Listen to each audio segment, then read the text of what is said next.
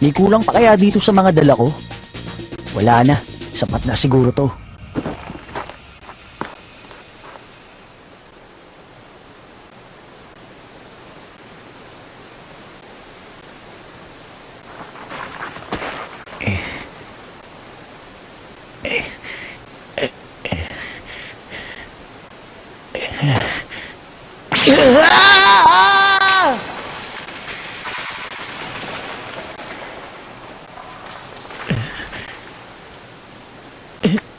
Kaya ko to.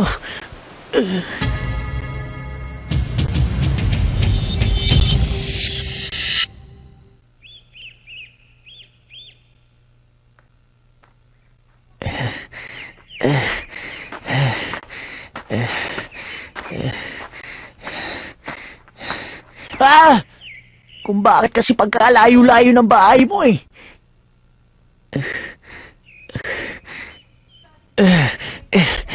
Sa wakas.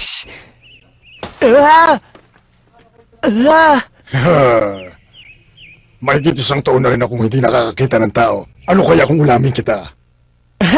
Natutuwa po ako makita kang muli, Manong Anto. Natatandaan niyo po ba ako? Ako si Fumabaki. Oo nga. Baki, ang batang uhugin dati. Hindi ako makapaniwala. Laki-laki mo na. Kumusta na si Yonjiro? Matagal na kaming hindi nagkita. Siguro naman, ayos lang siya. Mabuti naman. O sige, iimbitahin kitang maghapunan ngayong gabi. Sariwang ka rin ng oso, magiging pagkain natin.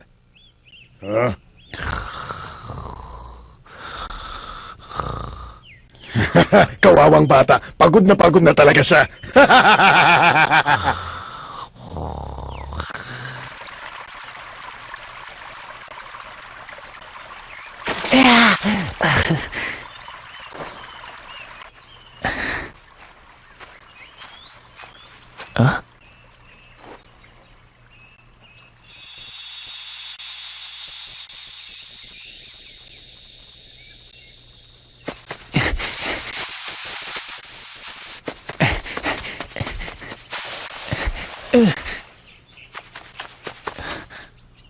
Grabe, ang laking puno.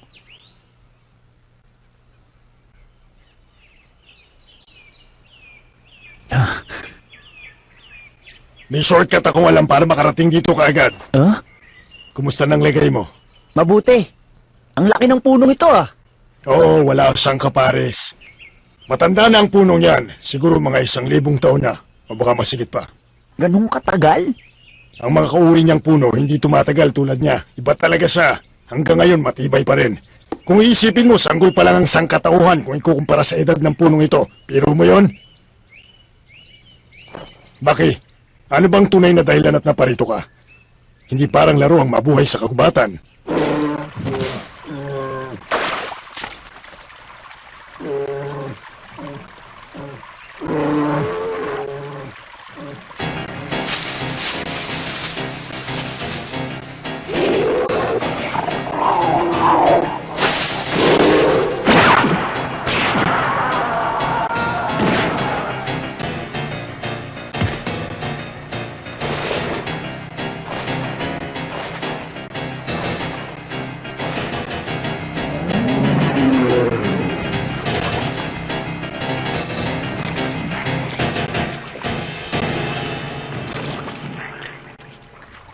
Kain na. Ito mo ang karni ng osong sinasabi mo hilaw pa ito Oo, ganito kami ni Yonjiro kahit noon. Hilaw namin kinakain ng mga napapatay namin. Mabuti para sa katawan ng hilaw na karne. Talagang mapupunta sa iyo ang sustansya. Kaya pala ang laki-laki na ng katawan mo, Manong Anto. Iba talagang buhay dito sa gubat.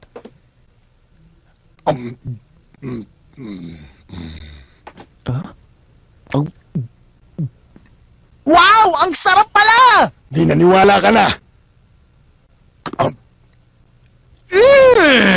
Ito nga palang lasa ng biskwit.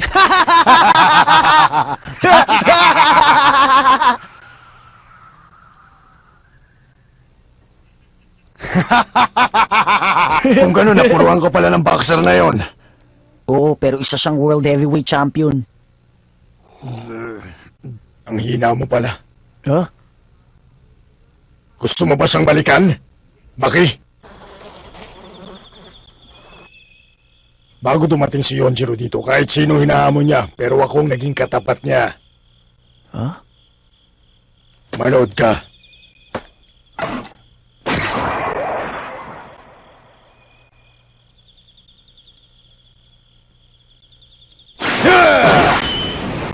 Ah! Ito ang tandaan mo. Kailangan kumain ka ng kumain para lumaki ka. Ah! Akong tutulong sa'yo. Tuturuan kita ng 1 buwan. Gagawin natin sa katawan mo ang lahat ng pagsasanay na ginawa ko para maging katulad mo ako. Ah! Salamat po. Pero meron pa po sana akong hihilingin sa inyo, Manong Anto. Ano yun? Baki? Mr. Tchaikovsky, kunti-ngiti naman dyan. Mag-pose naman kayo dalawa na parang naglalaban.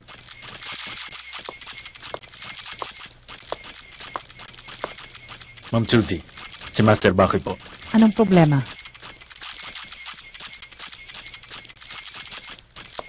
Ano po sa palagay ninyo? Pabayaan lang natin siya. Po? Iyon ang kailangan niya gawin para maging katulad siya ng lalaking pinapanood ko. Kung yan po ang gusto ninyo, ma'am.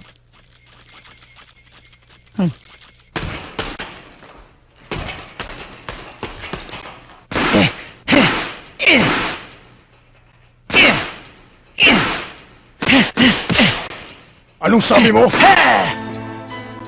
Gusto ko magpalipas ng gabi sa bangin ng Night Devil. Mag-isa. Sa Night Devil? Mag-isa? Makinig kang mabuti, Baki. Hindi mo pa kilala ang lugar na yon. Si Daddy. Naikwento na niya. Kung ganun, alam mo na rin palang bumabalot na misteryo sa bangin ng Night Devil. Huwag mo sanang minamalit ang kalikasan. Hindi ko ito minamaliit, Manong Anto. Pero kapag naiisip ko kung anong meron sa lugar na yun, gusto kong makatog sa takot. Kaya gusto kong pumunta.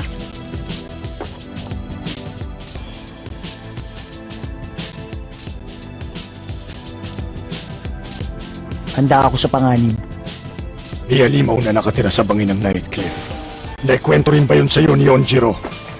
Sa palagay mo ba makakabalik ka pa ng buhay matapos mo manggaling sa lugar na yon? Kaya nga gusto kong pumunta dahil gusto ko malaman! Patawad, hindi ko sinasadyang sumigaw. Manang-mana ka talaga sa daddy mo. Nakikita ko tuloy sa iyo ang ugali niya noon.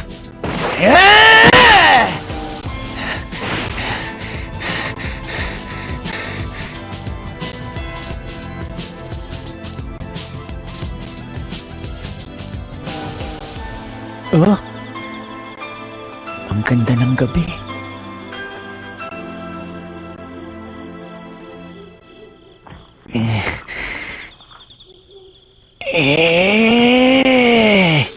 Bakit? Dalhin mo na rin to. Kung sakali lusubin ka ng halimaw, wag mong kakalimutang isa sang Diablo. Diablo? Diablo. Night Devil ay ibang tawag sa kanya. 2 metro ang taas nito at sinasabing 150 taon na siya. Siya ang tinuturing ng lahat na salot ng mapayapang gubat na ito. Salot? Ayon sa alamat, maraming Night Devil apes na nakatira dito. Natatandaan ko pa nang mapatay ni Yonjiro ang isa sa kanila. Nahirapan siya ng husto. Hindi sa minamaliit kita pero wala ka pa sa kalingkingan ng daddy mo. Manong Anto, salamat sa pag-aalala. Pero hindi ko to kailangan. Nababaliw ka na ba? Siyang tipo ng kalaban na gusto ko makasagupa ang Diablong halimaw na yun. Bakit? Kung napatay ni Daddy ang ganong klaseng halimaw dati, yun din ang gagawin ko!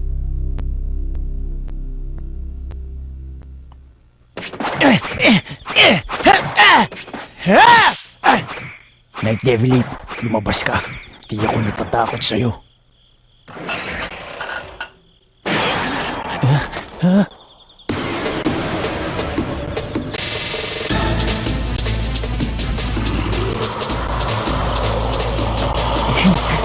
Yan po yun.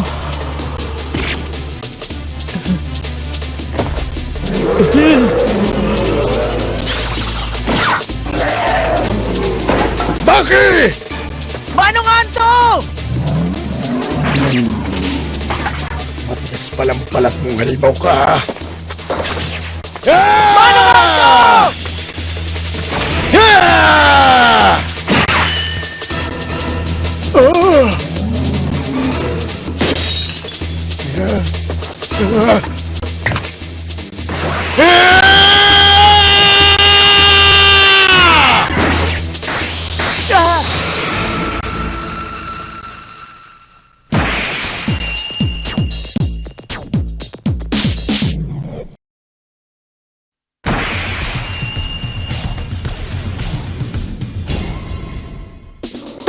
na! Paano nga to?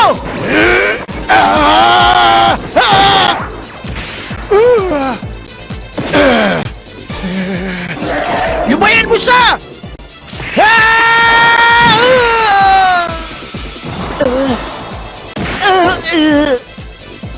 Ang lakas. Paano ko siya matatalo?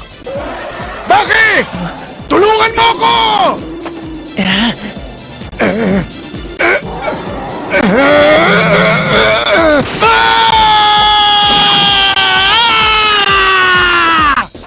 Hayop ka! Humanda ka! Ah! Ah!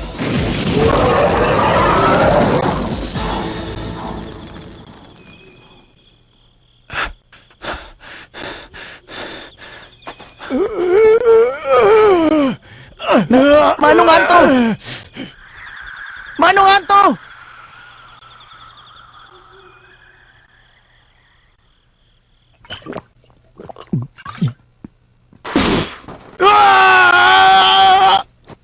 Hindi pa rin ba naiibsan ng sakit?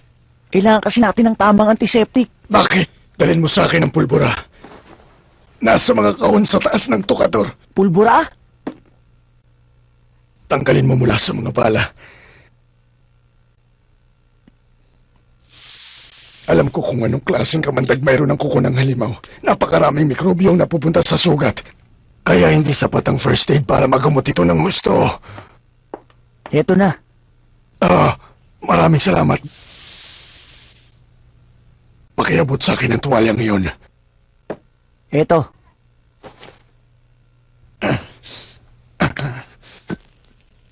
Anong gagawin mo?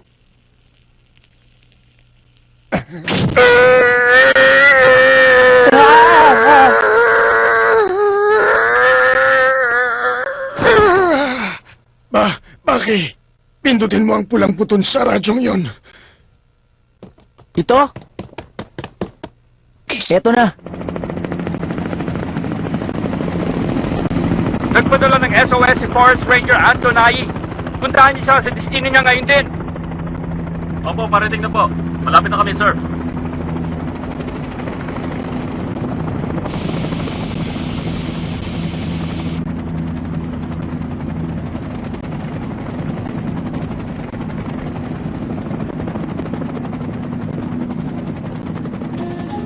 Mula pagkabata, bahagi na ng buhay ko ang pakikipaglaban. Kahit ang mga magagaling natatakot sa akin, ito maipagmamalaki ko sa sarili ko. Kahit na natalo ako ng iba dati, naniniwala akong kaya ko pa rin silang talunin. Kailangan ko lang maging sayo pa.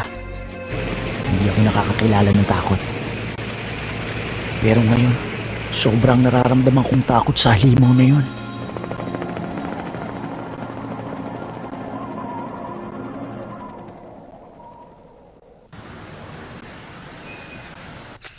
Ginamitan niya ng pulbura para hindi kumalat ang mikrobyo.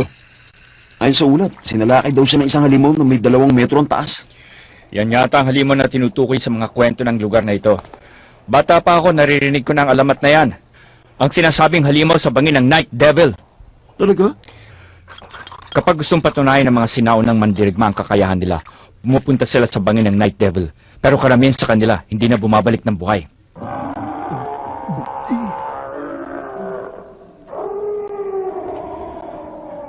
Dalawa lang, sina Miyamoto Mosa at Ihari Bosa ang nakabalik para ilahad ang kanilang kwento. Wala na nakakita sa katawan ng mga hindi na nakabalik. Ang sabi nila, kinain daw ito ng halimaw sa bangin ng Night Devil. Pero ngayon, wala na sigurong ganong katapang para subukan ang kanyang sarili. Aba, hindi niyo naman sinabing higante pala ang pasyente.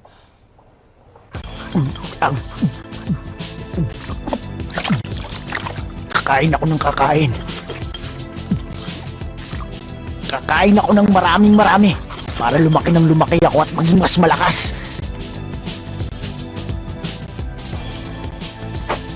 Susundin ko ang bilin mo, Manong Anto. Kailangan maging malaki ang katawan ko tulad mo.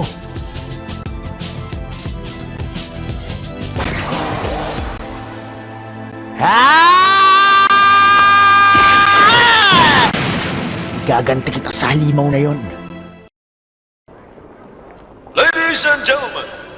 natatanghaling kampiyon ng pagtutuos na ito?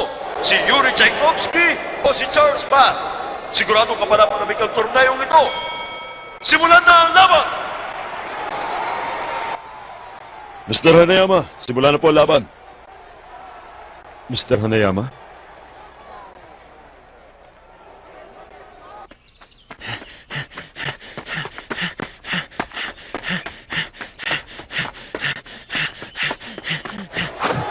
Tuloy-tuloy ang pagsuntok ni Bass kay Tchaikovsky, pero hindi niya ito matama-tama. Mukhang masyadong mabilis si Tchaikovsky para sa kanya. Isa kang hangal, Bas. Sa simula pa lang ng laban, halatang talo ka na. Bakit? Pasensya na po, ma'am. Pero wala na po akong makuha ang balita tungkol kay Master Baki. Huwag mo na isipin yun, Ikukawa. May ideya naman ako kung saan nagpunta ang batang yan. Huh? Si Baki. Malapit niya nang malampasan ng pagsubok. Anong pagsubok? Sa tuwing nagtatrabaho ang utak ng isang tao, naglalabas ito ng hudyat ng panganib kapag nasosobra na ito. Maaaring nakaramdam siya ng isang klaseng ng sakit. Kung ordinaryong tao siya, ipapahinga niya ang katawan at pag-iisip. Pero walang hanggan ang kakayahan ng utak ng tao. Kapag hindi niya pinansin ang hudyat na ito at magpatuloy sa pagtatrabaho, hindi na niya mararamdaman ang sakit. At makakaranas siya ng magandang pakiramdam. Ibig sabihin, lumalakas siya? Oo, kakaibang lakas. Pambihirang lakas na dulot ng endorphin. Endorphin? Hindi ba't sinasabing nakamamatay ang endorphin kapag nasosobrahan dito? Mapanganib. Tama ka. Walang kamuwang-muwang si Baki sa proseso. Basta na lang niya ito mararamdaman. At magiging mas malakas siya. Kaya ko to! Kaya ko to! Ah!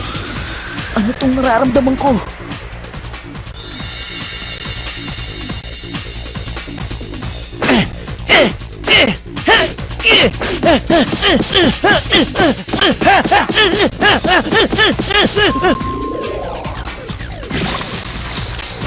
Ano to? Iyan, ang brain endorphin. Kakaibang siglang nararamdaman ng isang tao kapag lumalabas sa utak niya ang mga brain endorphin.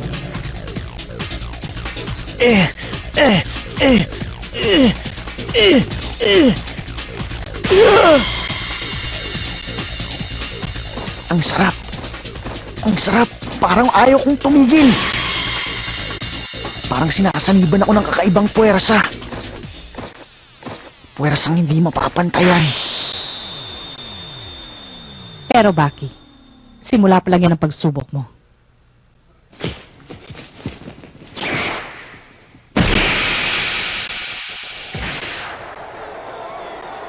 Para maging magaling kang wrestler, marami kang pagdadaanan. Tapos na ang laban! Kitang-kita po natin mga kaibigan! Winner by knockout! Yuri Tchaikovsky! Kapag hindi mo nalampasan ang pagsubok, hindi ka aasenso. Gawin mo ang lahat para maging isa kang tunay na wrestler. Kung kinakailangan magbuhos ka ng buhay, gawin mo. Hoy! Lumabas ka dyan! Alam ko na dyan ka! Labas! Labas! Wala siya rito. Pero may nakita akong sulat.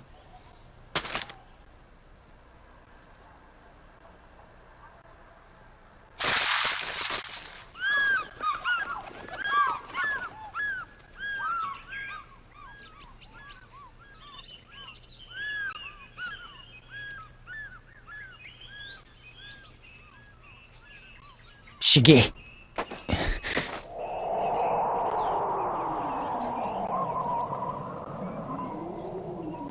Kailangang malampasan ko ang pagsubok na ito.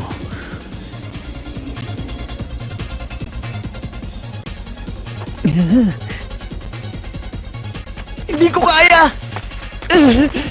Hindi ko kaya! Walang mangyayari sa buhay mo kung matatakot ka! Baki! Ha? Tulungan mo ako! Hindi ako papayag. Kailangan magtagumpay ako.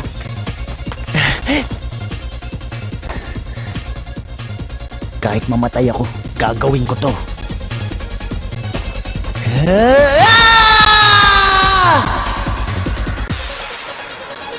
Hindi ako susuko.